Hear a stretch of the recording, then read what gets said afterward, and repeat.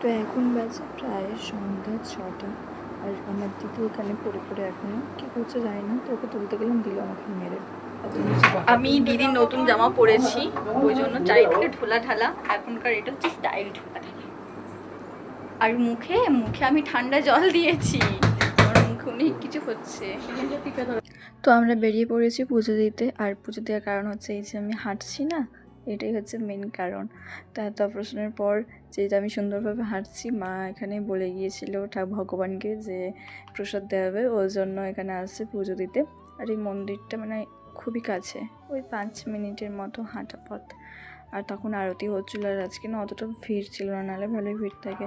তো আমরা একটু মালা গাঁথতে বসলাম, মানে প্রথমবার আমি এরকম মালা গাঁথছি।